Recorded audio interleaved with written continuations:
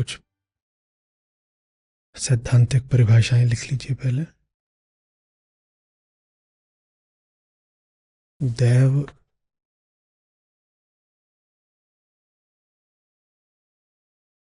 प्रकृतिगत संयोग जिन्हें लोक संस्कृति में ईश्वरीय आदेश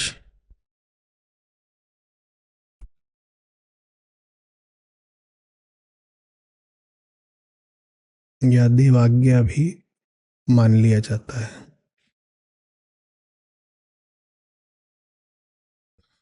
दूसरा लिखिए, शारीरिक श्रम बनाम मानसिक श्रम।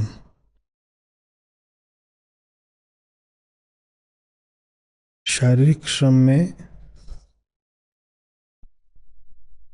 स्थूल वस्तुएं एक स्थान से दूसरे स्थान पर पहुंचाई जाती हैं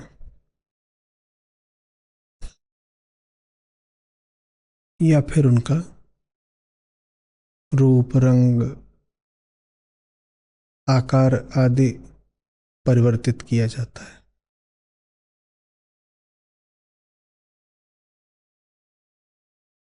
कुल मिलाकर शारीरिक श्रम भौतिक परिवर्तन से संबंध रखता है। मानसिक श्रम में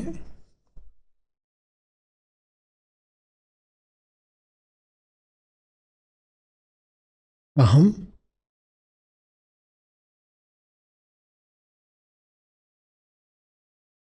अपने आप को परिवर्तित करना चाहता है,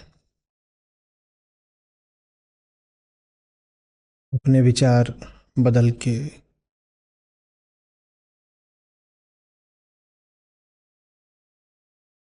अपने विषय बदल के।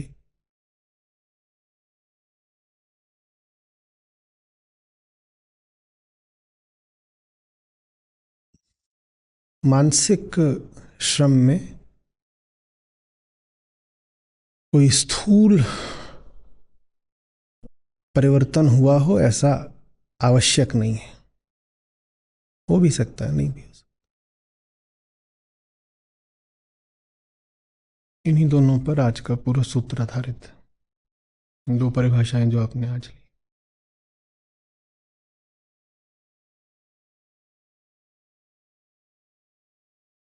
जिन्हें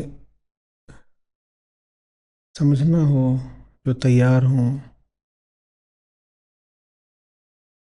उनके लिए पूरा अध्यात्म से एक सूत्र में है।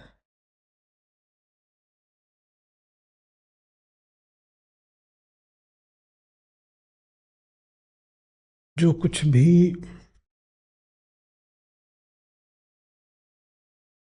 इंद्रियगत अनुभवगत है वो प्रकृति के क्षेत्र का संयोग मात्र है। उसको कितनी गंभीरता से लिया जा सकता है।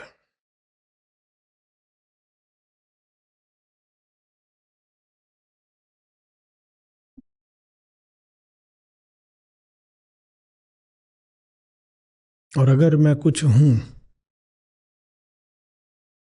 और इन शब्दों को पढ़ते समय, विचार करते समय मैं कुछ हूं ही, मैं जीव हूं, मैं अहम हूं,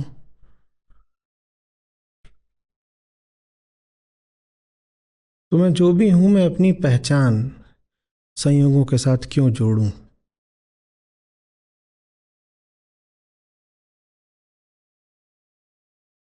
बड़ी असहायता की और दयनीयता की बात हो जाएगी मेरे लिए कि जिन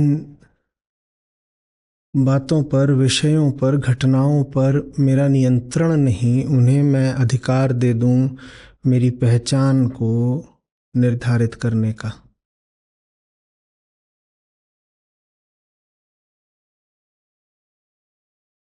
आपको आज्ञा दे दी जाए, आप यहाँ बाहर खड़े हो जाइए दरवाजे पर। लाल बस निकले तो रोना है, हरी बस निकले तो हंसना है। हास्यास्पद, साथ ही साथ दुखद स्थिति हो जाएगी आपकी।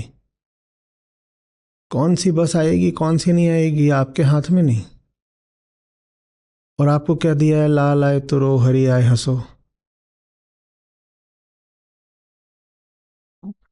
जो आपकी इस स्थिति का दृष्टा होगा वो हंसने लगेगा आपको देख के, पर आप शायद अपनी स्थिति पे रो रहे होंगे। क्या यही मानव स्थिति नहीं है जीवन पर्यंत? किस बात पर हंसना है किस बात पर रोना है किसी और ने बता दिया, आज्ञा किसी है, बाहर वाले ने आके बता दिया है, आज्ञा दे दी है। और जिस बात पर हंसना और जिस बात पर रोना है वो भी घटेगी नहीं घटेगी, कब घटेगी इस पे भी आपका कोई बस नहीं है।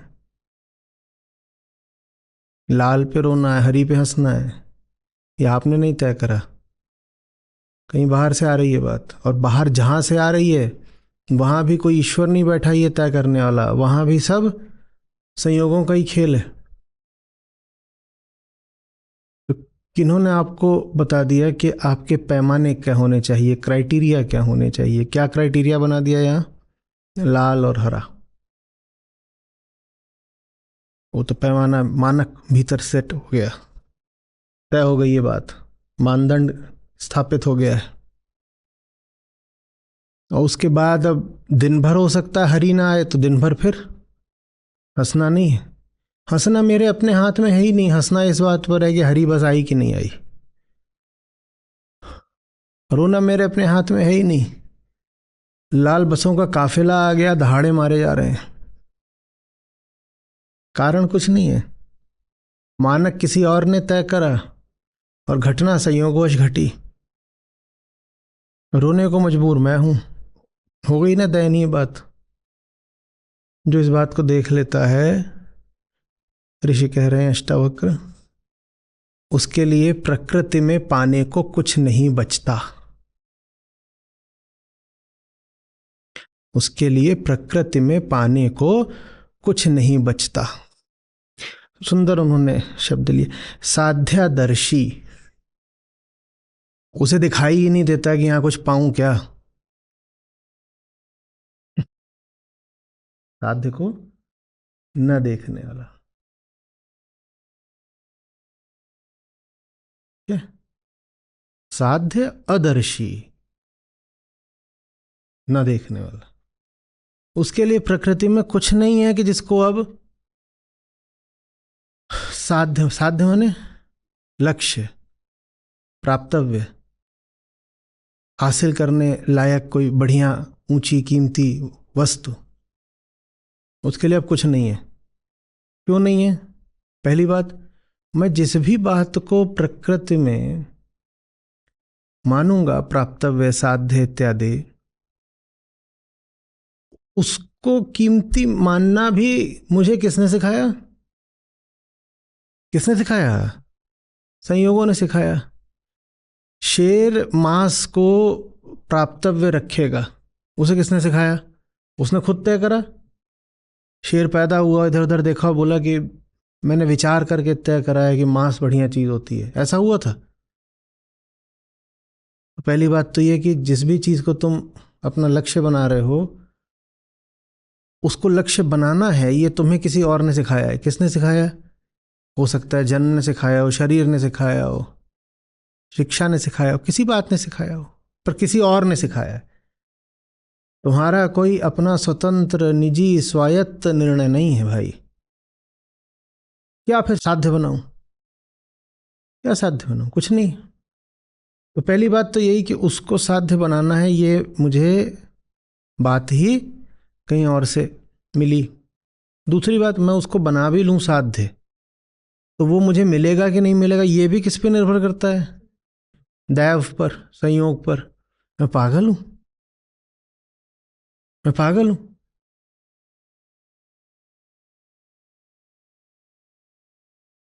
ये बात है। आज अगर मेरे घर के सामने से कोई बच्चा लाल चड्डी पहन के भगा तो ही मैं खाना खाऊंगा, नहीं तो नहीं खाऊंगा, मैं पागल ही होऊंगा। पहली बात तो लाल चड्डी वाला फितूर तुम्हारे दिमाग में डाला किसने? तुमने खुद तो तय करा नहीं होगा, किसी ने आके बोल दिया होगा कि लाल चड्डी में बड़ी महिमा है। और दूसरी बात, वो बच्चा कोई तुम्हारे दरवाजे के सामने से भगेगा कि नहीं भगेगा तुम्हारे हाथ में क्या? तुम काहे भूखे मरना चाहते हो? और लाल चड्डी की दुकान ही लुट गई और ढेर सारे निकल भगे तो खा खा के मरोगे। एक बच्चे पे एक थाली और 10 ठो भग गए।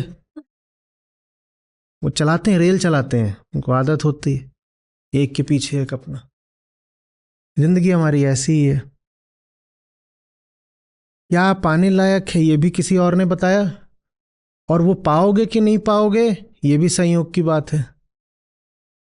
अब इसमें कोई आश्चर्य है कि आम आदमी दुख में जीता है, दुख में मरता है? सोचो, जब जिंदगी यही है कि क्या पाना है ये भी किसी और ने बताया और मिलेगा कि नहीं मिलेगा। तुम लाख कर्तृत्व का, पुरुषार्थ का दावा कर लो, देखो तुम्हें मिलेगा कि नहीं मिलेगा, ये बात बहुत हद तक संयोगिक होती है। मुझे बड़ा अच्छा लगा था, आप लोग सर्च करोगे तो कोई विंबलडन का था शायद, मेरे ख्याल से, या तो फेडरर और एंडी मरे का जो ज़बरदस्त एपिक फाइनल था वो था, या फिर फेडरर नडाल वाला था, किसी का था या कुछ और था। पर जो उसमें याद रखने वाली बात है वो ये कि चैंपियन के हाथ में ट्रॉफी देते हुए पूछा जा रहा है, what do you attribute your win to और योर सक्सेस टू। अभी अभी उसने 5 सेट का फाइनल जीता है और बोलता है अ लॉट ऑफ लक।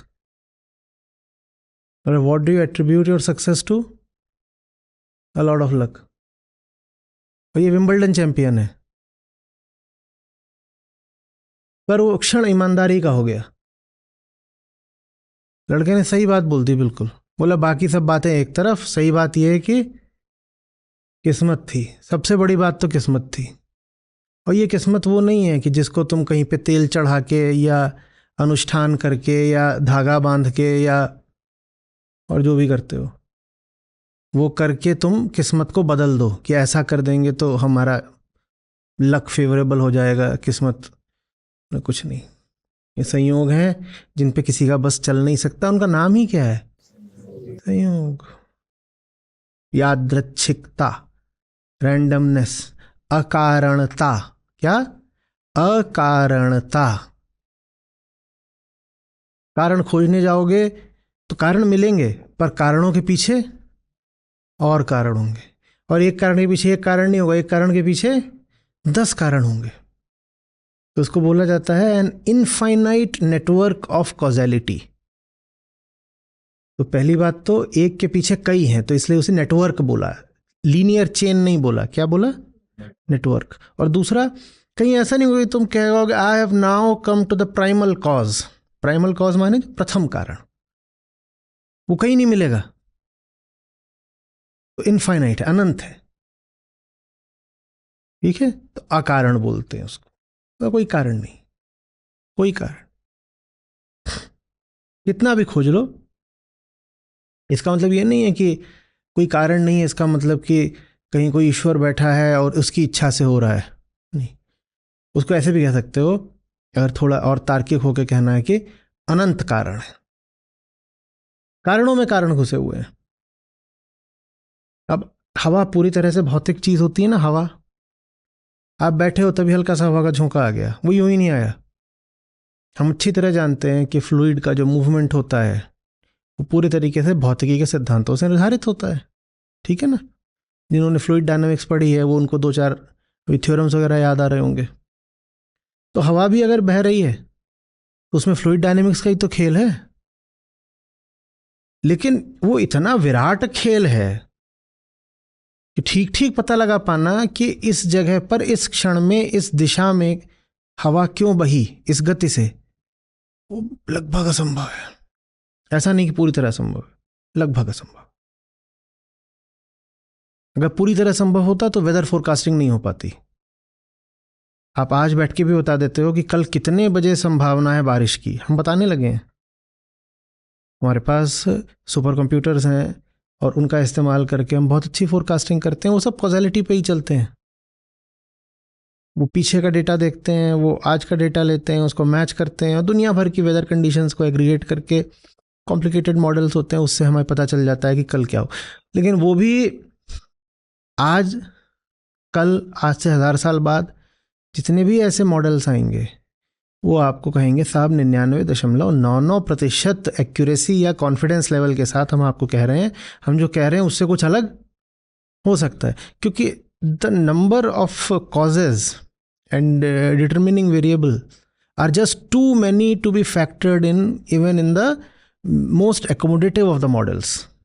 माने बड़े से बड़ा मॉडल बना लो, बड़े से बड़ा कंप्यूटर बना लो, लेकिन जो पीछे कॉजल फैक्टर्स हैं, जो कारक हैं जिनसे कोई भी घटना निर्धारित होती है, वो इतने सारे हैं कि उनको सबको लेकर के आना और उनका प्रिसाइज बिहेवियर पकड़ के रखना लगभग असंभव है।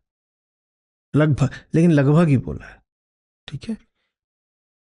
सब कुछ ही आ जाए, सब कुछ ही आ जाए ऐसा हो सकता है, इस अर्थ में हो सकता है कि 99.99 की जगह 99.99999999 अप्रोचिंग सर्टेनिटी, इतना तो हो ही सकता है। और जानते हो मजेदार बात है ये, परफेक्ट सर्टेनिटी के साथ कोई भी मॉडल क्यों नहीं ऑपरेट कर सकता, बताओ। हम प्रकृति के संयोगों को समझना चाह रहे हैं। परफेक्ट सर्टेनिटी के साथ कोई भी मॉडल क्यों नहीं ऑपरेट कर सकता? क्योंकि अगर तुम सारे फैक्टर्स लेकर के आओगे जो किसी घटना को प्रभावित करते हैं, तो उसमें तुम्हें उसको भी लेके आना पड़ेगा जो इस पूरी चीज को जानना चाह रहा है। एक सुपर कंप्यूटिंग मॉडल है जो कल के वेदर को डिटरमिन करने वाले सारे फैक्टर्स को अकाउंट करना चाहता है। जानते हो उन सारे फैक्टर्स में एक फैक्टर स्वयं वो सुपर कंप्यूटिंग मॉडल भी हो गया। कुल मिलाकर के वहां बात आ गई कि दृश्य का निर्धारण दृष्टा ही कर रहा है। तो इसलिए वो जरा सा हमेशा शेष रह जाना है जहां पे संयोग बचा रह जाएगा। इसका मतलब ये नहीं है कि कुछ भी आगे का नहीं बदल सकता, मतलब ये है कि इतना सा तो जो है भाग संयोग का रहेगा ही किसी न किसी घटना में ही। मुझे में आ रही बात? आप कहोगे पृथ्वी का एक सीमित आकार है, तो पृथ्वी पर जो कुछ हो रहा है, क्यों नहीं हमारी प्रोसेसिंग कैपेबिलिटी इतनी बढ़ती जा रही है, क्यों नहीं हम एक ऐसा मॉडल बना सकते जिसमें हम सब कुछ डाल दें। सब कुछ अगर तुम डाल भी दोगे, जो कि संभव नहीं है, उसकी और भी वजह हैं। एक वजह और बताऊं, जब भी कुछ तुम डालते हो, बिकॉज ये सब फ्लूइड वेरिएबल्स है ना, बदलने वाले, नाम ही है वेरिएबल। वेरिएबल माने क्या होता है? वो जो लगातार बदल रहा है। तो जब तुमने ऑब्जर्व किया किसी वेरिएबल की वैल्यू को और जब तुमने फीड किया, उतनी देर में उसकी वैल्यू बदल जाती है। तो तुम्हारा मॉडल वहीं पे थोड़ा सा इनकरेक्ट हो गया। तुमने अगर स्पीड ऑफ लाइट से भी इंफॉर्मेशन पहुंचाई, उदाहरण के लिए मैंने अभी देखा वहां पे घड़ी दिखा रही है साहब एक वक्त है, तो मुझे लगा अभी वो वक्त है, पर तथ्य यह है कि वो वक्त घड़ी ने अभी से थोड़ी देर पहले दिखाया था। और जितनी देर में लाइट उस सूचना को मेरे पास लेकर के आई, उतनी देर में वो सूचना वक्त थोड़ा बढ़ गया। मतलब आप घड़ी में जो भी समय देखते हो वो अतीत का होता है। जब तक आपने समय देखा होता है तब तक समय थोड़ा सा वो इतना कम बढ़ा होता है कि इस बात का कोई व्यवहारिक मूल्य नहीं है। लेकिन शुद्ध बात यही है कि घड़ी आपको जो समय दिखा रही है, जितनी देर में आपने देखा उतनी देर में समय बदल जाता है। बात समझ में आ रही है ना? ठीक वैसे जैसे पुराने समय में चिट्ठी आती थी, चिट्ठी में तारीख लिखी होती थी। साहब 16 मई की चिट्ठी थी, आपके घर 21 मई को पहुंची, आपने उसको खोला तो ऊपर उसमें तारीख क्या लिखी होती थी? तो आज 16 मई है, आज तो 21 मई है। जितनी देर में चिट्ठी मिली उतनी देर में वक्त, वैसे ही घड़ी भी जो सूचना दे रही है, जितनी देर में आपने घड़ी को देखा उतनी देर में सूचना बदल गई। तो इसीलिए आप अगर कोई डिटर्मिनिस्टिक मॉडल बनाओगे भी तो उसमें इतना सा जो है टाइम लैप्स रह जाना है। तो इसीलिए कभी भी 100% एक्यूरेट नहीं होने वाला। तो ये सारी बातें हम क्यों कर रहे हैं? ये सारी बातें हम इसलिए कर रहे हैं कि मामला तो रहेगा संयोगवशी। अब इस बात को हम थोड़ा सा विज्ञान का सहारा लेके समझ रहे हैं। अष्टावक्र ऋषि ने इसी बात को बस अपनी, उन्होंने जिंदगी को जैसा देखा उसके आधार पर सीधे लिख दिया है कि ये सब कुछ नहीं है। फालतू में तुम कर्ता भाव लेके बैठे हो, कर्ता भाव वगैरह कुछ नहीं, सब संयोग से हो रहा है। मैंने ये किया, मैंने वो किया, अच्छा ठीक है। बोल रहे देखो मैंने अपने बच्चों के लिए फलानी चीज़ की। तुम्हारे बच्चे होंगे ये तुमने तय करा था? बच्चे होने के लिए पहले तुम्हें स्त्री या पुरुष पैदा होना पड़ेगा, वो तुमने तय करा था? तुमने तय करा था? तुम अपना लिंग तो तय करते नहीं, तुम अपना जन्म तो तय करते नहीं, तुम कुछ अपना तय करते नहीं। और तुम अब कह रहे हो कि मैंने तय करा है कि मैं कुछ भी, मैं अपने बच्चों से बहुत प्यार करूंगी। तुम स्त्री पैदा होगी ये भी तुमने नहीं तय करा था, तो तुम बच्चों से प्रेम करोगी ये तुम तय कैसे कर सकती हो? ये सब क्या चल रहा है फिर? ये ऐसा ही है, कोई बुलबुले उड़ रहे हैं। वही चड्डीधारी 10 ठो बैठ गए हैं, अब दौड़ लिए खूब दरवाजे के सामने से। अब वो क्या कर रहे हैं बैठ के? उनके बच्चों की आती है ऐसी, इसमें रखा करो यार सब बच्चों वाली चीजें, मुझे मेरा दिल भी अच्छा रहता है।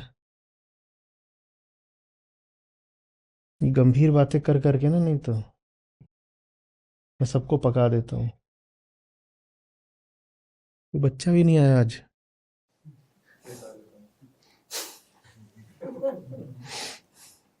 बढ़िया, आज नहीं है वहाँ कुछ। तो वो बैठ गए, क्या कर रहे हैं? ये है जिंदगी। इसे कितनी गंभीरता से ले सकते हैं? और उसमें से एक है, वो बुलबुलों को लपकने के पीछे भगा जा रहा है, और लपक भी लेता है तो बुलबुला और पहले तो पकड़ में नहीं आया, और जो पकड़ में आया वो अब क्या कर रहा है?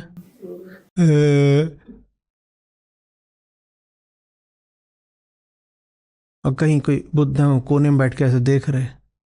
इसको करुणा कहते हैं।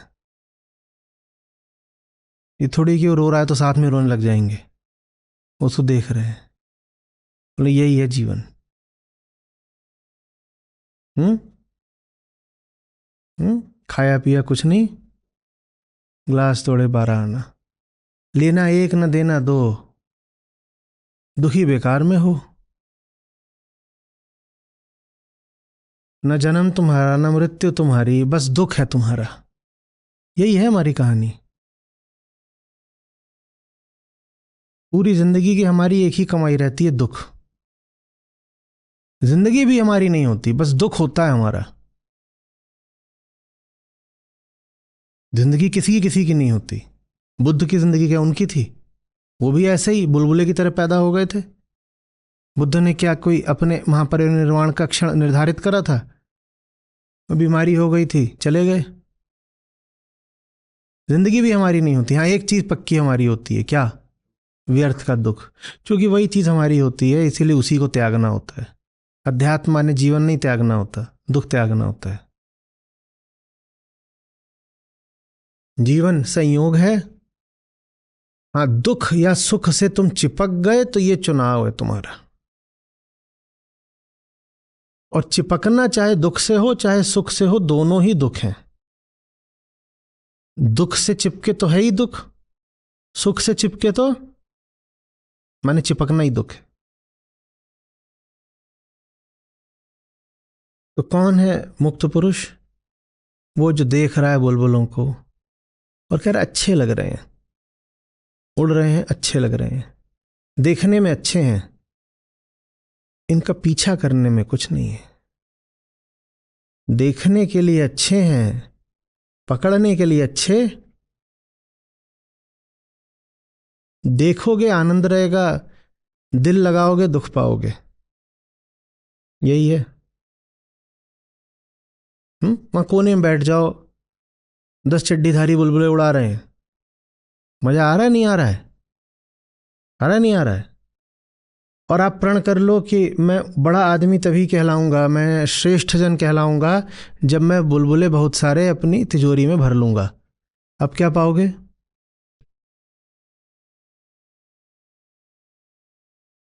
आनंद उसका है जो अपना कोने में बैठ गया है। थोड़ा पॉपकॉर्न ले लो, अपना खाते जाओ और इन सबको बुलबुले उड़ाने दो। और देखो अपना, ये देखो ये जा रहा है। न कोई बुलबुला हमारा ना कोई तुम्हारा, हमें किसी बुलबुले से कोई आसक्ति नहीं है। सब बुलबुले हमारे लिए अच्छे हैं, हम सबकी लीला देख रहे हैं, सबको देख रहे हैं। किसी एक को अपना बोल दोगे बड़ा बुरा लगेगा, फिर कहोगे सबसे ऊंचा क्यों नहीं उठा हमारा वाला, सबसे छोटा क्यों रह गया हमारा वाला, हमारे वाले को किसी और ने काय पकड़ लिया, है ही नहीं तुम्हारा। तुम ही तुम्हारे नहीं हो, कुछ और तुम्हारा कैसे होगा? तुम तुम्हारे हो। तुम तुम्हारे होते तो तुम्हारा मुंह ऐसा होता? अरे बिल्कुल, मैं भाई चड्डीधारी ऐसा ही सवाल पूछ रहा हूं। आप अपने होते तो आपने अपना मुंह का भी ऐसा चुना होता? अच्छा, सबने चुना होता, सब बड़े खूबसूरत है, मैं नहीं, मैंने तो नहीं चुना होता। क्यों भाई राघव? तुम तुम्हारे होते तो तुम ऐसे होते? क्यों भाई सत्यम? तुम्हारा होना ही गवाह है कि तुम तुम्हारे नहीं हो।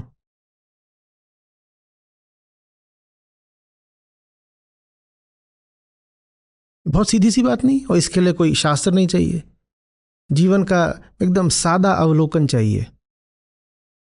हम हमारे होते तो हम ऐसे तो ना होते। निसंदेह हम किसके हैं? संयोग के हैं, हम बुलबुलों के, हम लहरों के हैं, हम हवाओं के हैं, हम हमारे नहीं हैं। मनुष्य इस बात को कभी नहीं स्वीकार कर पाता कि जो कुछ है यूं ही है।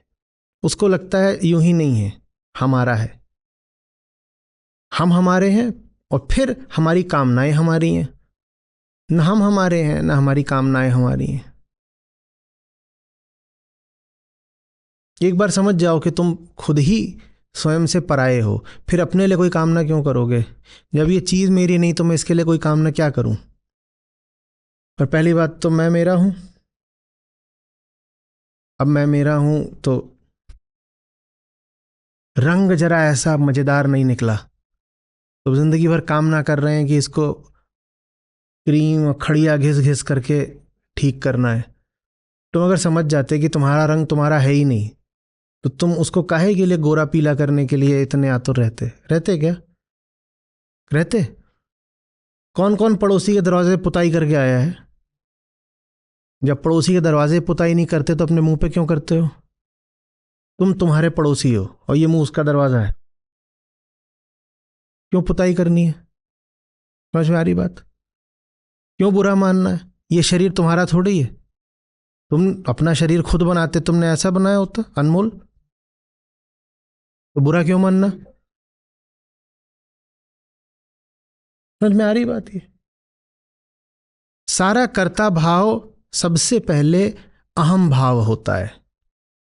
अहम कहता है मैं मेरा हूं, मैं, फिर उससे कर्ता भाव होता है। कर्ता भाव कामना भाव है, क्योंकि आप कुछ यूं ही नहीं करते, हमेशा किस लिए करते हो? कुछ पाने के लिए, कुछ, यही कामना है।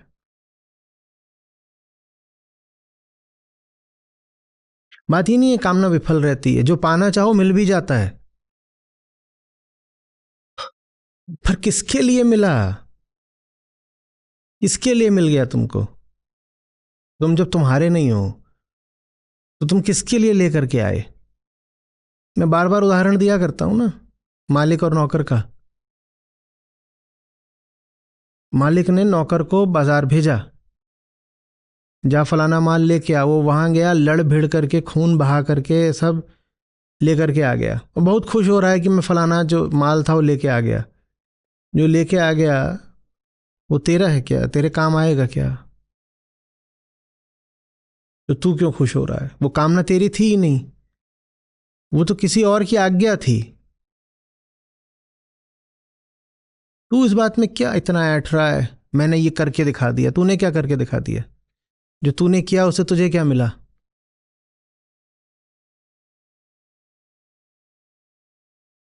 समझ में आ रही बात? संयोगों को गंभीरता से नहीं लेते। तो गंभीरता से किसको लेते हैं? हमारे पास तो एक ही काम है साहब, संयोगों को गंभीरता से न लेना। तो हम इसी बात को गंभीरता से लेते हैं कि हमने कुछ गंभीरता से ले लिया। नहीं समझे? फिर शब्द नहीं घुमा रहा हूं। कोई साध्य नहीं है प्रकृति में, तो माने साध्य यही है कि प्रकृति के प्रति अगंभीर हो जाओ। इस पूरे खेल के दृष्टा हो जाओ। यहां कुछ नहीं है गंभीरता से लेने लायक। काहे के लिए?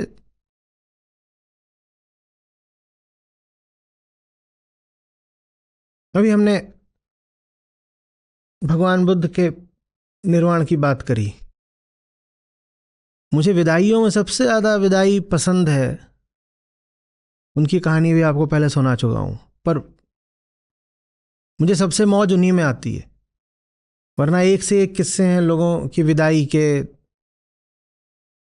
शहादत के। सबसे मौज का वही है। वो दो ठो थे, वो घूमते रहते थे। चचा को याद आ गया, मौज आ गई याद आते ही। और वो उन दोनों का काम यही था।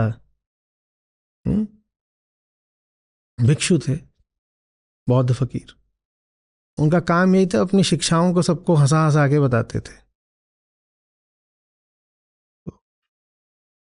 उनका ये तरीका जो था सफल था। लोगों को बहुत सिद्धांतगत तरीके से बताओ, कुछ तो नहीं समझते आसानी से, कुछ चुटकुला बना दो, हंसा दो तो बेहतर समझ पाते हैं।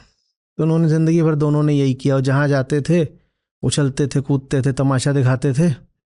उसी में बीच बीच में उनको जो बातें समझानी होती थी वो समझा दिया करते थे।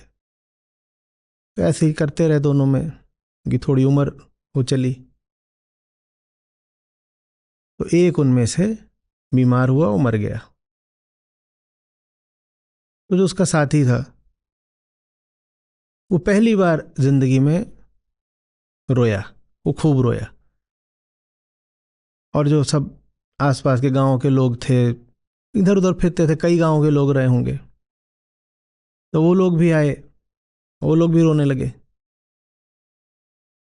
अब ये जो मरा, इसका काम तो ये था कि सबको हंसाना। उम्र भर इसने किए ही यही था, और सब रो रहे हैं। तो हुआ चलो अब इसका संस्कार करें आखिरी। तो उसके आग लगाई, और कुछ लिख के करा होगा कि भाई हमें नहलाना धुलाना नहीं, सीधे आग ही लगा देना। कुछ करा होगा उसने प्रबंध पहले ही। बोले जिन कपड़ों में मर रहा हूं इन्हीं में आग लगा के ना। तो जैसा मरा था वैसे ही उठा के उसको डाला चिता पे, लगाई आग। जब आग लगाई तो ये दनादन बम, पटाखे, चक्री, अनार, वो फुस्सी मारने वाला सांप, ये सब उसकी चिता से निकल निकल के भगने लगे। तो जितने वहां पे हो करके रो रहे थे, वो सब हा हा करके हंसने लगे। तो ये उसका काम था। बोल रहा है जब जिंदगी भर तुमको रोने नहीं दिया तो अब क्या, जब आखिरी बात है तब रोने देंगे तुमको? अगंभीर रहो, यहाँ कुछ नहीं है जिसको इतना महत्व देना है। कौन सी जिंदगी, क्या मौत। मरते मरते भी हम यही कह रहे हैं, मत गंभीर हो जाओ। और ये किस्सा जितनी बार पढ़ता हूँ, पढ़ता तो अब कहाँ ही हूँ मैं, पर जितनी बार स्मरण में आता है उतनी बार मुझे बड़ी मौज आती है। क्योंकि मैं विचार करता हूँ कि वो बीमार रहा होगा तो उसने कैसे व्यवस्था करी होगी। पहले तो ये जो उसका साथी था इसको भगाया होगा किसी बहाने से कि बाहर जाओ, कुछ हमारे लिए लेके आओ। जब चला गया होगा तो पता नहीं कहाँ से जाके बम पटाखे इसने जुगाड़े होंगे। फिर तय करा होगा कि अब कब लग रहा है कि अंत समय आ गया, तो ठीक उसी समय सब अंदर घुसेड़ा होगा, बांधा बांधा होगा। नहीं तो ये तो मर जाए तो निकल निकल गिर जाएंगे ना रॉकेट। और ये सब मरते मरते कर रहा है, रॉकेट वॉकेट बांध लिए, बम वम लगा दिए। और फिर उसको कहीं लिख के छोड़ा होगा कि कपड़े मत उतारना। समझ में आ रही बात? यहाँ गंभीरता से लेने वाली एक ही चीज है। देखो कितना गंभीर होके मरा था वो, एक अर्थ में। मरते हुए आदमी के कहाँ जान, कहाँ ऊर्जा बचती है, वो आधा बेहोश होने लग जाता है। मृत्यु के क्षण में ज्यादातर लोग बेहोश होते हैं, उन्हें पता भी नहीं चलता वो मर गए, क्योंकि मृत्यु से पहले ही होश लगभग शून्य हो चुका होता है। वो आदमी ने मरने से पहले भी कितनी गंभीरता से व्यवस्था करी होगी। तो एक यही चीज है बस गंभीर होने लायक, क्या कि गंभीर नहीं होना है। ये अपने आप में मैं समझ रहा हूं बड़ा विरोधाभासी है कि जब गंभीर नहीं होना तो वही गंभीर क्यों हुआ? वो गंभीर हुआ दूसरों को गंभीरता से मुक्त कराने के लिए। करुणा होती है। ये यही चीज है जिसको हमेशा पूछते रहना, अपने आप से जांचते रहना। कुछ ऐसा तो नहीं जो मन पे बहुत चढ़ गया, जिसको लेके बहुत गंभीर हो गए, जो मन से ना उतरे माया कहिए सोए। कुछ ऐसा तो नहीं है प्रकृति के क्षेत्र में, प्रकृति दैव के क्षेत्र में कुछ ऐसा तो नहीं है जो हमारे लिए बड़ी कीमत का, बड़े महत्व का होने लग गया है।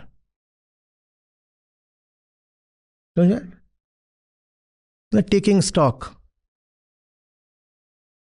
बीच बीच में अपने आप से पूछते रहना चाहिए। बाकी सब तो ठीक है, यहां कुछ चढ़ के तो नहीं बैठ रहा दुनियादारी की कोई चीज।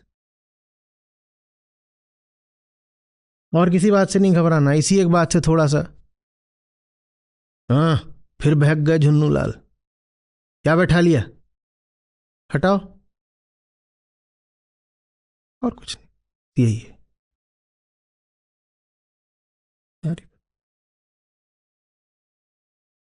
आगे कह रहे हैं न लिप्यते। जब यहां कुछ साध्य बनाने लायक ही नहीं है तो क्या लिप्तता, क्या आसक्ति, क्या बंधन, क्या गठबंधन।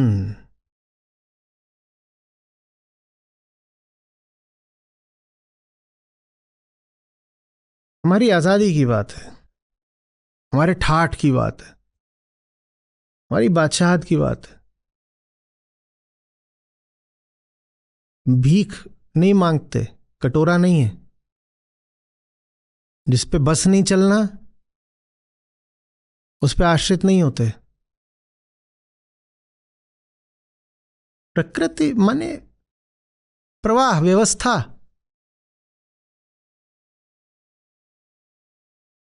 व्यवस्था न किसी की सगी होती है न किसी को बुरी होती है, बस प्रकृति की व्यवस्था ऐसी है जिसका कोई पूर्वानुमान भी नहीं लगाया जा सकता। तो ये एक संयोगिक व्यवस्था है। हाँ, संयोग का अनुपात घटता बढ़ता रहता है, पर संयोग का तत्व मौजूद हमेशा रहता है। आप ये नहीं कह सकते कोई भी बात पूरी तरह से आपके कर्तृत्व से आई है या पूर्व निर्धारित थी। आप कोई बात पूरी तरह तय कर लो तो भी क्या निश्चित है कि वो होगी? कुछ निश्चित नहीं है, कुछ भी निश्चित नहीं है। आप घर से चले हो सामने वाले घर में जाने के लिए, कुछ निश्चित है कि वहां पहुंचोगे? कुछ भी निश्चित नहीं है। हाँ, 1000 में से 999 बार पहुंच जाओगे, लेकिन फिर भी एक बार का तो कुछ पता नहीं। तो जिन बातों पर हमारा पूरी तरह अधिकार नहीं है, हम उन बातों पर अपने आप को आश्रित नहीं करेंगे। अगर कर रहे हैं तो हम दास बन गए, गुलाम बन गए। वो भी किसके? ऐसा नहीं किसी श्रेष्ठ शक्ति के गुलाम बने हैं, रैंडमनेस के गुलाम बन रहे हो। छी! अरे कोई सामने आ जाए, बहुत ऊंचा हो, तुम्हें उठा सकता हो, तुम्हारा हाथ थाम सकता हो, तुम कह दो मैं साहब बैठ गया आपके पाँव में, समझ में आती है फिर भी बात थोड़ी। पर तुम गुलाम किसके बन रहे हो? वही, फिर भूलो नहीं वो 10 चड्डी वालों को। इस बात के गुलाम बन रहे हो कि कोई अगर लाल चड्डी में निकला तो ही भोजन करेंगे। ये क्या है? इसमें उस लाल चड्डी वाले की श्रेष्ठता है? और अगर वो निकल गया तुम्हारे दरवाजे से तो इससे तुम्हारा आत्मिक उन्नयन हो जाएगा, कुछ चेतना ऊपर चढ़ जाएगी, ऐसा कुछ होने वाला है? हो जाएगा क्या? तो जिस चीज से तुम्हें कोई लाभ नहीं होना उसकी तुम गुलामी क्यों करना चाहते हो? हम संयोगों की गुलामी नहीं करेंगे। अध्यात्म परम आजादी की घोषणा होता है, यही होती है घोषणा, मैं संयोगों की गुलामी नहीं करूंगा। जो न मैंने चुना न मेरे अधिकार में, मैं उससे दिल नहीं लगाऊंगा। हाँ, मैं उससे कोई रार भी नहीं ठान रहा, मुझे उससे कोई दुश्मनी नहीं करनी, मैं उसका क्या हो जाऊंगा? दृष्टा हो जाऊंगा। ना उसको अपना मानूंगा ना अपना पराया मानूंगा, मैं बस उसको जानूंगा। ठीक है। कोई बात बहुत बुरी लगने लगे, ये बुरी बात है। कोई बात बहुत अच्छी लगने लगे, ये भी बुरी बात है। बस इसी के विरुद्ध सतर्क रहना। Has the world started meaning too much to me?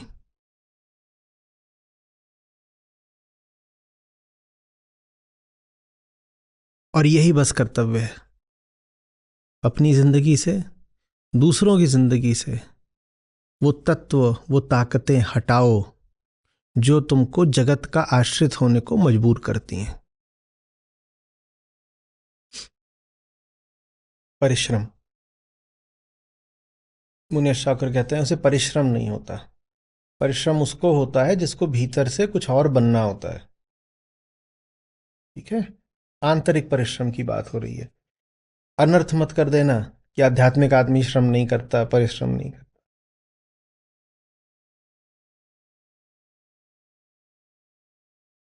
और ये नया शब्द जोड़ लो, निरायास।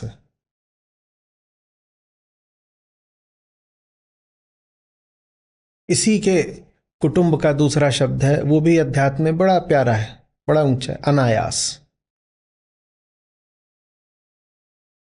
तुम इनका रख देना, ये निरायास या अनायास, ये दोनों ठीक है। इन्हें कोई प्रसन्नता ही नहीं हो रही, नहीं रखा तो हटाओ। जैसा खरगोशों का रख देते हैं, वो जो जोड़ीदार हैं, तो एक का नाम निरायास, एक का अनायास। ये सबसे बड़ा आशीर्वाद है जो माँ बाप दे सकते हैं अपने बच्चों को। दो करना मत। बड़ा मुझे डर लगता है, मैं क्या बोलूं उसका क्या अर्थ निकल जाए। ये अभी बोला निरायास अनायास, मैंने तो एक पर्याप्त है, समझता हूं। होता है कि बच्चा हो हमारे घर में, एक बच्चा बहुत होता है, पर अगर दो हैं तो उनका नाम ये रख लो, एक का निरायास, एक का अनायास।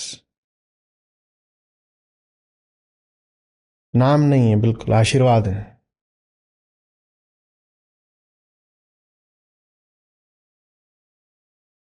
हुँ?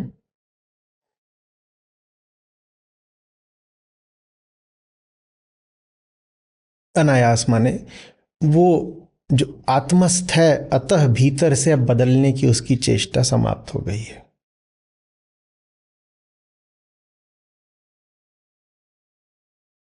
उसके साथ, निरायास के साथ जो होता है वो अनायास होता है। इन दोनों में संबंध ही है। जो निरायास है उसके साथ अब जो होता है अनायास होता है। हुँ? उससे पूछोगे क्यों कर रहे हो, उसके पास कोई व्यक्तिगत कारण नहीं होगा, कोई व्यक्तिगत कारण। और जब व्यक्तिगत कारण नहीं होता तो भीतर से कोई श्रम भी नहीं होता। अब मैं जो बोलने आ रहा हूं वो बात उतनी ज्यादा व्याकरण सम्मत नहीं है, पर आपको याद रखने में आसानी होगी। परिमाने होता है बाहरी, पारिधिक। तो परिश्रम तो फिर उसके जीवन में होता है पर श्रम नहीं होता, माने बाहर बाहर से होता है, भीतर नहीं होता। परिधि पर होता है, भीतर से नहीं। दिन भर काम कर लेगा, हाँ उसके हाथ पांव थक जाएंगे, पर यहां से नहीं थकेगा, क्योंकि यहां से कुछ किया ही नहीं तो थके कैसे। और आध्यात्मिक साहित्य में कई जगह ऐसा उल्लेख आता है कि सत्य कभी थकता नहीं। तो ये आपका काम है आज का, इस तरह के उल्लेख आपको जहां जहां मिले थोड़ा कम्युनिटी पर डालिए। ये बात सत्य के लिए भी होती है और मुमुक्षु के लिए भी होती है। उदाहरण के लिए उपनिषद कहते हैं कि आत्मा की सृजनात्मकता अनंत है। हम्म, वो लगातार नए नए नए नए रूप में सामने आती रहती है। अतीत से उसको कुछ नहीं लेना देना, पुराना कुछ दोहराने की उसको कोई जरूरत बिल्कुल नहीं है। तो बोध यही हो रहा है कि उसे थकान नहीं होती, थकान होती तो कहीं ना कहीं रुक जाती।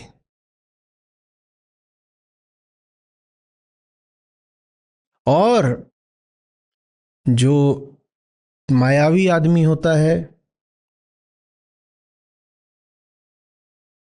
जो बहुत गंभीरता से लेता है प्रकृति को, उसके संयोगों को, उन्हें संयोग को समझते ही नहीं, उसे लगता है इसके पीछे कुछ कारण है। वो पगला दिन भर कुर्सी पे बैठा रहता है, हाथ भी ना हिलाए, उंगली ना हिलाए, तो भी थक जाता है। एक होता है कृष्ण का कर्मयोगी, जो दिन भर युद्ध करता है, चोट भी खाता है, तो भी सोने भी जाता है तो यहां से ताजा रहता है। बड़ा सुंदर शब्द है ये, लिख लो, ताजगी। और ये ताजगी नींबू वाले साबुन से नहाने से नहीं मिल सकती, ये अध्यात्म से ही मिल सकती है। आ रही बात? ताजगी। दिन भर खटे, बाप रे बाप, कितनी मेहनत करी है, कपड़े पसीने में डूबे हैं, जूते घिस गए हैं, चेहरे पर धूल दिखाई दे रही है, लेकिन ये आदमी यहां से अभी भी ताजा है। मौका मिला नहीं कि कोई शरारती चुटकुला फट से जड़ दिया। और चुटकुला ताजगी की निशानी होती है। जो भीतर से बासी हो गया है, उससे अब विनोद नहीं हो पाएगा। आप भीतर से ताजे हो, इसका एक प्रमाण ये भी होता है, बड़ा सशक्त प्रमाण, कि थकान की स्थिति में, हार की स्थिति में, निराशा की स्थिति में, आधी बेहोशी की भी स्थिति में आप मौज का मौका नहीं चूकते। कहते थे नींद आ रही थी, सोने आते, सोते सोते भी मौज करने को मिली तो डांस पे डांस, कि ये चीजें नहीं छोड़ा करते। कहीं पे अगर किसी का चुटकुला बन सकता है तो वो हम कर देंगे। वो काम बस ताजे दिमाग से हो सकता है। वो तभी हो सकता है जब आपको यहां से कुछ बनना ना हो, यहां से श्रम करे ही नहीं, यहां से ताजे थे। मस्तिष्क ने करा होगा श्रम, विचार में बहुत ऊर्जा लगती है। एक दिन आपको दिया था ना काम, कि देखो कितना छोटा सा होता है ये ब्रेन, वजन में, आकार में, और शरीर कितनी सारी ऊर्जा पी जाता है। नहीं करा था? और वजन में कितना होता है शरीर का? 1% नहीं होता शायद, बहुत कम, उसके अनुपात में बहुत ऊर्जा। मस्तिष्क ने श्रम करा होगा, मांसपेशियों ने श्रम करा होगा। हमने हमने तो हम अभी भी। और इसके विपरीत कौन होता है? कामी। वो कुछ ना करे तो भी थक जाता है, वो बैठे बैठे थकता है। उसके पास जब भी जाओ ऐसा, इतना थक क्यों गए? क्योंकि कुछ किए ही नहीं, कुछ नहीं किया। कई लोग होते हैं उनके शरीर में कुछ नहीं चलता, बस विचार चलते हैं, और बहुत थक जाते हैं, उन्हें संभालना पड़ता है। थक के गिर गए, बेहोश हो गए, बिस्तर से गिर गए, क्या किया, इतना सोए, इतना सोए, 14 घंटे हो गए, थक के बेहोश होके बिस्तर से ही गिर गया। समझ में आ रही बात? सबसे ज्यादा उन्हीं की सेवा कदर करनी पड़ती है जो कुछ नहीं करते, क्योंकि सबसे ज्यादा वही थकते हैं। पहले तो कुछ करेंगे नहीं, उसके बाद जब थक जाएंगे, परेशान हो जाएंगे, तो फिर जाकर कहेंगे हमारी मदद करो, हम कुछ करते नहीं। तुम्हारे जो करता है पहले वो अपना काम भी करे, और फिर इनकी मदद भी करे, क्योंकि ये कुछ करते नहीं। इनका यही योगदान होता है किसी भी व्यवस्था को। ये दो बहुत अलग अलग आयाम हैं, अलग दुनिया है, एक बाहरी श्रम की, एक भीतरी श्रम की। जम के मेहनत करो। ये है ना, ये देखो, इसको राख है, ये देखो, ध्यान से देखो, मेरा मत देखो, अपना देखो। सब लग गए मुझे जलाने में, हाँ इनका राख है, तुम क्या बच जाओगे?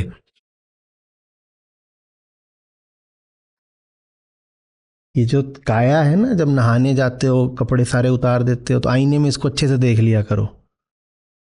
राख है ये, क्या है? हाँ, तो इसको राख होने से पहले इसका इस्तेमाल कर लो, नहीं तो एकदम राख है। राख माने कोई, मैं इसमें अलंकरण नहीं लगा रहा हूं, कोई साहित्य की बात नहीं है। ये राख माने शुद्ध राख ही, नॉट मेटाफोरिकली, लिटरली राख ही है, इसका कुछ नहीं है। इसको तो घिसी दो। पहले राख घिसी जाती थी बर्तन पे, वैसे ही इसको तो घिसी दो।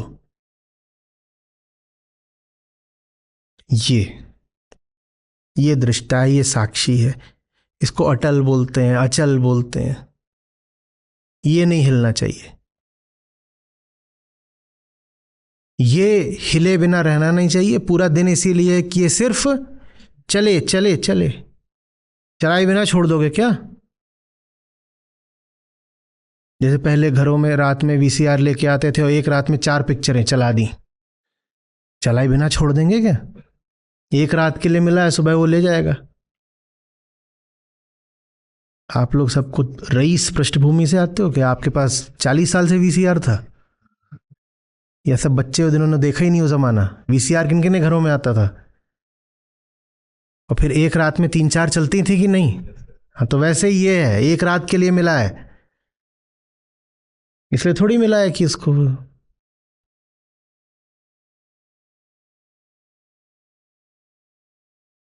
ये थमना नहीं चाहिए, ये चलना नहीं चाहिए। समझ में आ रही बात? ये थमना नहीं चाहिए, ये चलना नहीं चाहिए।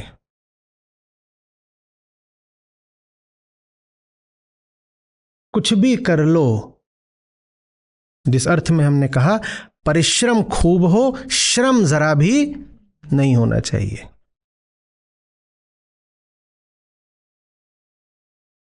परिश्रम श्रम का ये अर्थ व्याकरणगत नहीं है, जाकर के कहीं शब्दकोश में मत खोजने लगना, समझाने के लिए बोला है।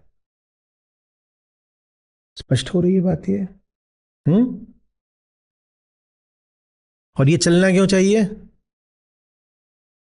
ये क्यों चलना चाहिए? हाँ, इसका उद्देश्य सिर्फ एक है, मुक्ति। इसको चलाने का उद्देश्य ये नहीं हो सकता कि इसको चला रहा हूं, देखा इसको चला के क्या किया, चिज्जू चिज्जू घर आ गई, अब चिज्जू बिल्कुल छाती से लगा ली। ये इसलिए नहीं चलाना है।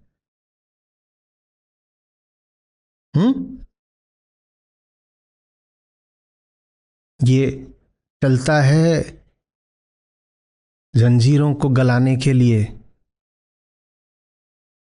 जो सताए हुए हैं, दुखी हैं, कमजोर हैं, उनकी मदद के लिए, जो हम पे चढ़ बैठने को तैयार हैं, उनका मुंह तोड़ने के लिए। ये चिज्जू को ऐसे लगे, ये करने के लिए नहीं है। ये याद रहेगा किस लिए? हाँ, बड़ा सुंदर पहले मैं बोला करता था कि अपनी बेड़ियां गलाने के लिए अगर ये जरूरी है कि तुम ही जलो तो जलो। कई बार बेड़ियां ऐसी होती हैं कि न टूट सकती न कट सकती, उनको बस गलाया जा सकता है। और गलाओगे कैसे? तुमने ही पहन रखी हैं, तो उन्हें गलाने के लिए कई बार ये भी जरूरी होता है कि जली जाओ तो जल जाओ। ये शरीर इसलिए है। आज नहीं जलोगे तो भी जलना तो है ही, तो आज सार्थक काम में इसको जला लो। ये बड़ा अजीब लगेगा। वो देखो, वो देखो क्या है, वो ब्यूटी पार्लर वाली राख है।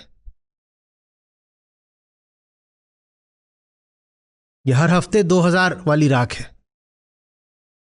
हर हफ्ते 2000 और 6 घंटे।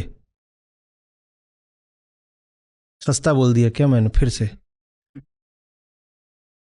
कम बोल दिया? चलो, हर हफ्ते 5000 और 8 घंटे, ये वाली राख है। कोई सी भी राख होगी, राख तो राख है।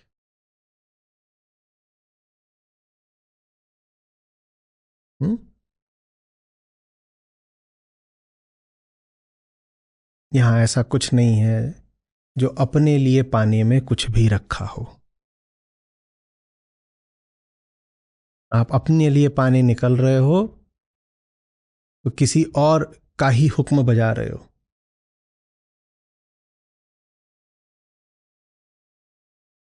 और उसमें भी सबसे बेइज्जती की बात यह है कि आपको ये पता भी नहीं है कि आप किसका हुक्म बजा रहे हो। छी। चलो, एक प्रयोग कर लो, अपनी मान्यताएं लिख लो और बता दो मान्यताएं तुम्हें किसने दी। बताओ। हम सब अपनी मान्यताओं के ही गुलाम होते हैं ना? अपनी लिख लीजिए 5-7 और बताइए वो आपको दी किसने। हम ऐसे गुलाम हैं जिन्हें ये भी नहीं पता हो किसके गुलाम है। Height of indignity. मुंह पे जूता मार रहा है कोई। आपको कुछ चाहिए, वो चाहने के लिए आपको मजबूर किया गया है। आपको ये भी नहीं पता किसने मजबूर करा है। वाह वाह वाह वाह वाह वाह। Shame shame potty shame. पता है? बताओ बताओ बताओ। हम नहीं जानते ना अपनी कामनाओं का केंद्र। केंद्र माने स्रोत, कहां से आ रही हैं, किसने मजबूर करा है, नहीं जानते।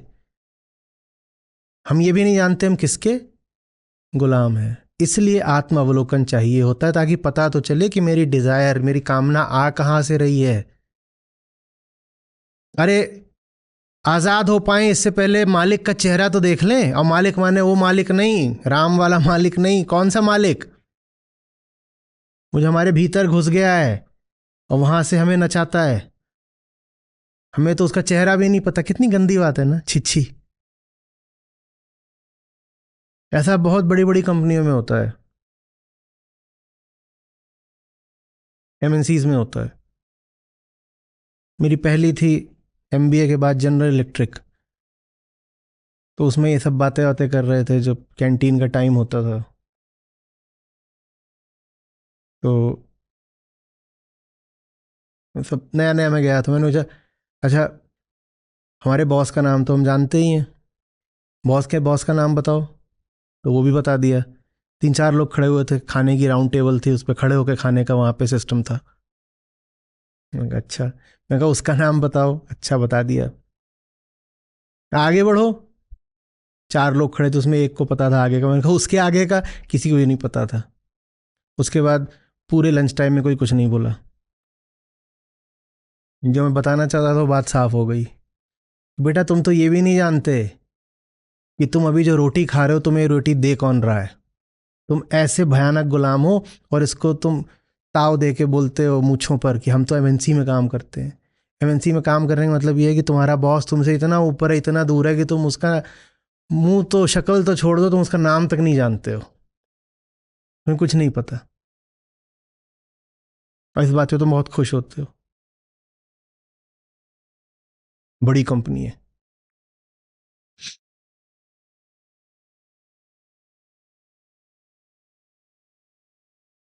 उनमें से कईयों की ये कहानी होगी। बहुत लोगों को नहीं पता होगा कि वो जहाँ काम करते हैं वहाँ असली मालिक कौन है। लालाओं का लाला पता है कि नहीं पता? बड़ा मुश्किल होता है।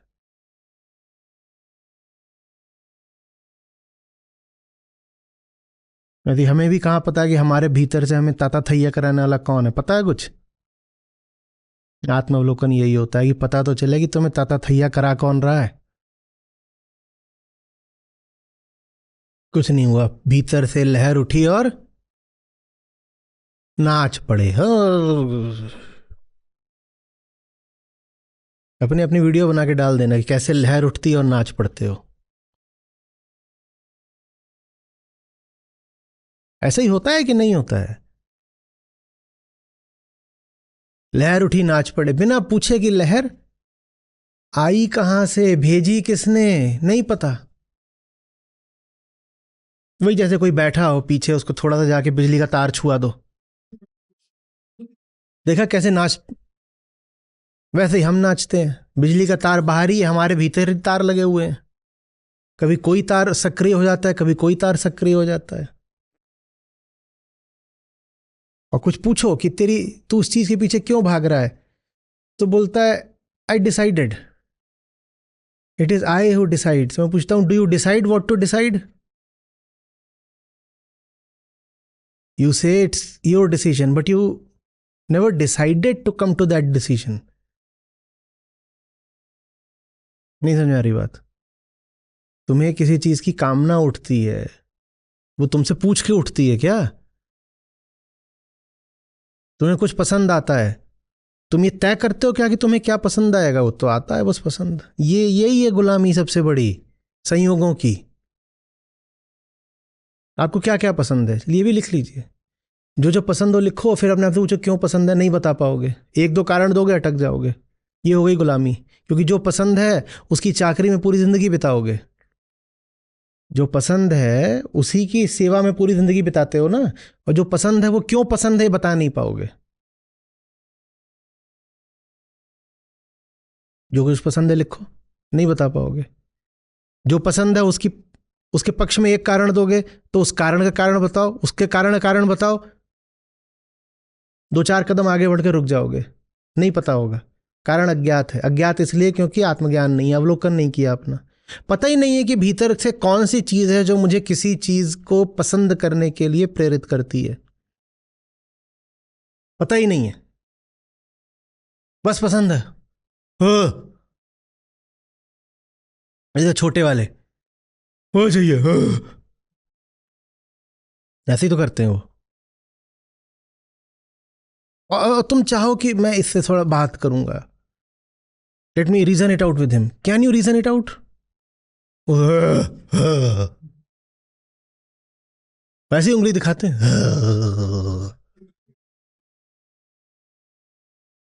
हम बड़े थोड़ी हो जाते हैं, ऐसे ही तो हुआ है। पसंद के पीछे कारण तो बता दो, है कोई कारण? बस पसंद।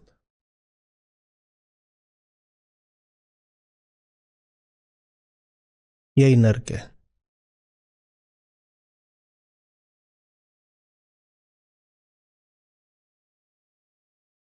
मृत्यु के बाद मिलता होता तो बहुत छोटी बात थी, क्योंकि मृत्यु के बाद कोई बचता ही नहीं जिसे कुछ मिले। मृत्यु से पहले हम हैं जीवित, ये मानना ही नर्क है। कर्म करने पर लिप्त नहीं होता। इस पर एक खूबसूरत बात है, वो समझ लीजिए।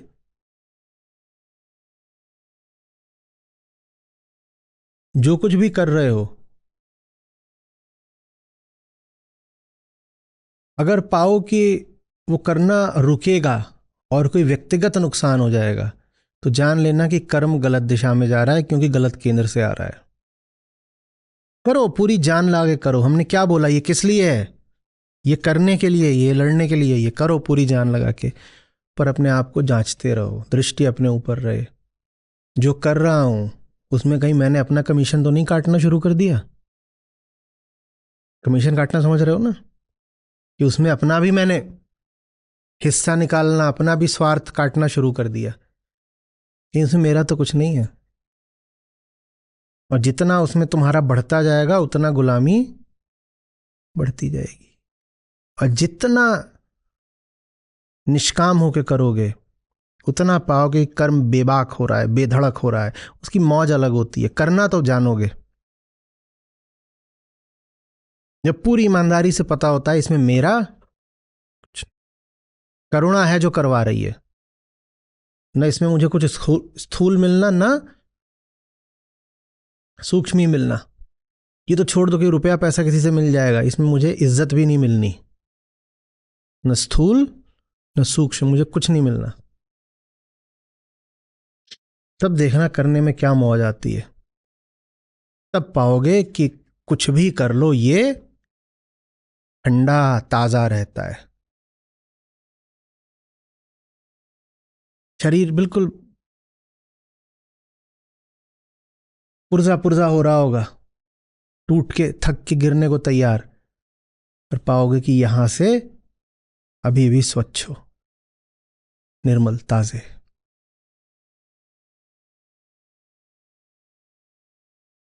अरे बात समझ में। यहां लिखा है निश्चयी। निश्चयी से क्या आशय है? धारणा बना लेना। पहली पंक्ति का अंतिम शब्द निश्चय। निश्चयी से क्या आशय है? जान लेना। जान लेना।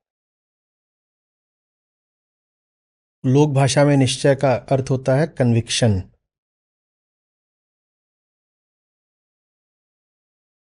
अध्यात्म में निश्चय का अर्थ होता है जानना, या ऐसे कह दो conviction arising out of understanding.